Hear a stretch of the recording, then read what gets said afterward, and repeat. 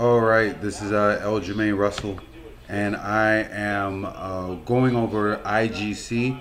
I just wanted to go over a little difference, a little key nuance that I've been using in my trading, where I have the 100-day moving average crossing over the VWAP, and when that happens, the price starts to move up higher. The price starts to trend just a little bit higher.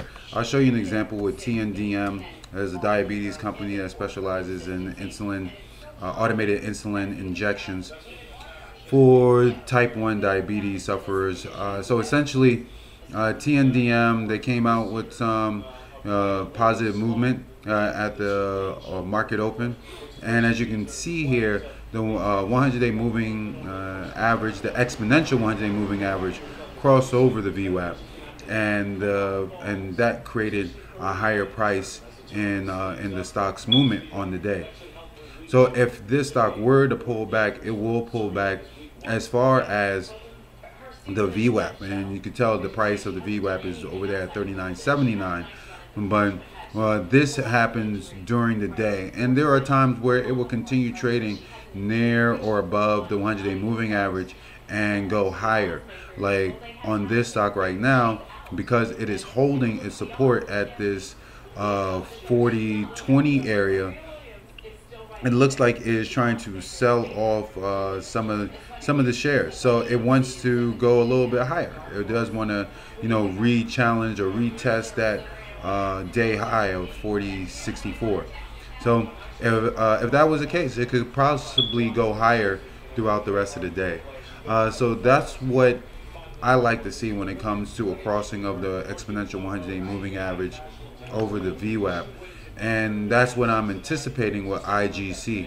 I am in this stock at 105, and I played it earlier where I bought on Friday and I held it over the weekend because I was anticipating a morning spike, and which I did. I did get the morning spike. The morning spike went from it went from my buy-in entry at 64 cents, which was way back here on Friday, right around here. I was buying right at the red line. That's why I like buying. That's why I like identifying my support and resistance lines, because it gives me a sense of where I'm buying specifically.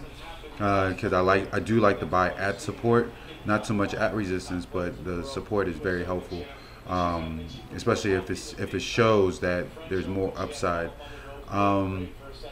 So with my morning purchase, or my morning sell, I sold it at $1.10. 14 cents off the high of the day, but it still just gave me a chance to be able to earn a good 50-60 cents on one trade, and that's all you really need, right? Anything above 50 cents, I really do consider a win. I do like to get 50 cents to $1.50 a share on my trades. So I don't like entering a trade until I know that I'm going to get that or more. So I got that. And with IGC now that how it's trading, it is trying to cross over that 100-day moving averages.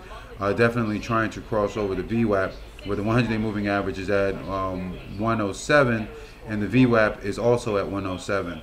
So the gap has definitely closed from where it was before.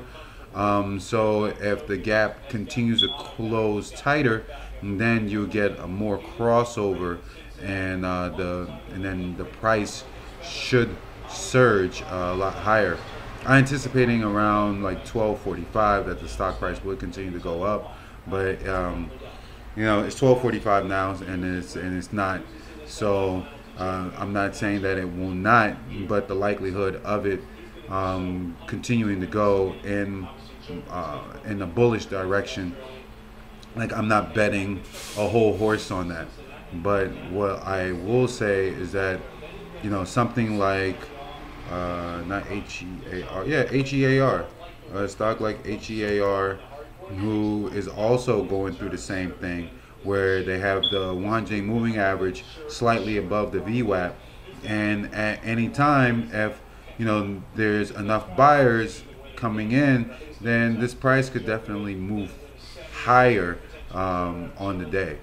But as you can see now, it's starting to collapse, just going below the 100-day moving average and the VWAP. So, and the bids are starting to come in at 25.78 and all that. So right now, I don't really see this going higher. It'll probably pull back some more. Probably pull back to 25.50 and probably get to the day low. But you know, using the 100-day moving average, using the VWAP, and identifying where your support and resistance lines are very helpful in identifying where you want to be and how you want to get there, as far as determining your risk and reward levels. So always have a game plan of what you're trying to do with this stock, just because the game plan is what you need. If this stock IGC goes anywhere, and I've already put a mark at $1.03, but if my mark at $1.03 starts ringing, then I know that there's probably more bearish sentiment that's aligned with this stock, and I should probably just cut my loss. But right now it's trying. I hope it just doesn't do any fakery. Doesn't try to fake me out like it's doing with hair right now, because hair does look like it wants to pull back even more, even with the MACD and the RSI both looking that they're in bearish conditions. Maybe if it holds 25.86, 85 before going up, maybe it could do something. But you know, I have no position in it, so that's not something I would want to play. That's not something I want to risk right at this moment. There goes the internet. Well, either way, the internet sucks here, and it's hard for me to show you what I'm looking at or anything, or what's going on. So what I'm going to do is just get off, and when I see that the stock is actually doing something that is worth watching, that I'll come back. But hopefully you learned something from this, and yeah, let's just go out and continue making this money.